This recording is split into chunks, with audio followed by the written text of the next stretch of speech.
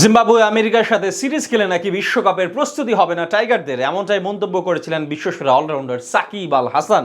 তবে সেই দুই দলের সাথেই নিজেদের দুরবস্থার প্রমাণ পেয়েছে শান্তর দল। আর এবার প্রস্তুতি ম্যাচে শক্তিশালী দলের বিপক্ষে মাঠে নামতে যাচ্ছে বাংলাদেশ।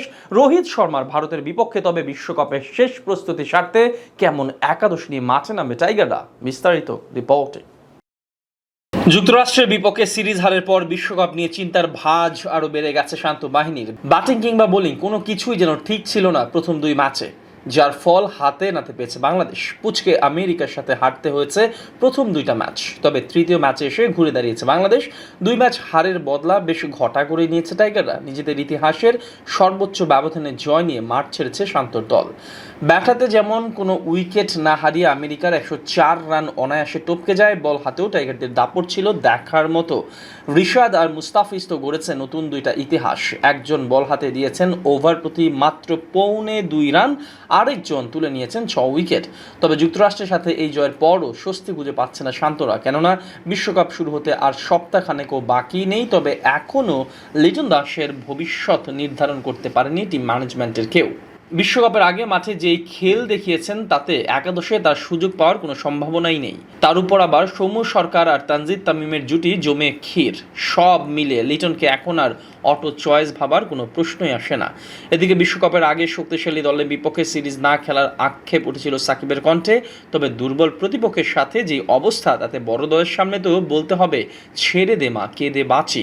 কিন্তু তা সত্ত্বেও অদম্য সাহস নিয়ে নিজেদের শক্তিমত্তা আরও একবার ঝালাই করে নিতে মাঠে নামবে শান্তর দল, যেখানে তাদের প্রতিপক্ষ এবারের আসলে অন্যতম ফেভারিট ভারত। আগামী 1 জুন প্রস্তুতি ম্যাচ খেলতে মাঠে নামবে এই দুই দল। ভারতের বিপক্ষে প্রস্তুতি ম্যাচে অবশ্য আলাদা করে কোনো একাদশ থাকবে না টাইগারদের। প্রস্তুতি ম্যাচ বিধায় স্কোয়াডে থাকা 15 জন ক্রিকেটারই খেলতে পারবেন যে কোনো সময়। তবে তা সত্ত্বেও আলাদা করে একটা একাদশের দিকে বেশি নজর থাকবে অধিনায়ক শান্তর। ওপেনিং জুটিতে এবার হয়তো আর কোনো ধরনের পরিবর্তনই আনবে না টাইগাররা। সৌম্য সরকার আর তানজিদ তামিমকে ফিক্সড ওপেনার হিসেবেই বিশ্বকাপের মাঠে নামতে পারে টিম ম্যানেজমেন্ট। ওয়ান ডাউনে লিটন দাস আগের ম্যাচে ব্যাট করতে যেহেতু পায়নি, সেহেতু আরও একবার হয়তো তাকে ফর্মে ফেরার শেষ সুযোগ দেবেন কোচ হাথুর সিংহে।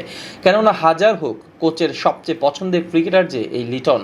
এরপর একে একে শান্ত, হৃদয়, সাকিব ভারতের শক্তিশালী বোলিং লাইন আপের বিপক্ষে নিজেদের ব্যাটে শান দেওয়ার সুযোগ পাবে। লোয়ার মিডল অর্ডারে এদিনও বসে থাকা লাগতে পারে জাকের আলী অনিকের। তবে লিটন খারাপ করলে সেক্ষেত্রে বিশ্বকাপ দলের টিকিট একেবারে নিশ্চিত হয়ে যাবে জাকেরের।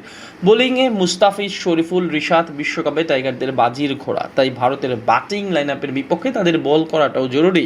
এছাড়া তাসকিন ইনজুরিতে থাকায় তানজিম সাকিবের উপর বাড়তি নজর রাখবে ম্যানেজমেন্ট।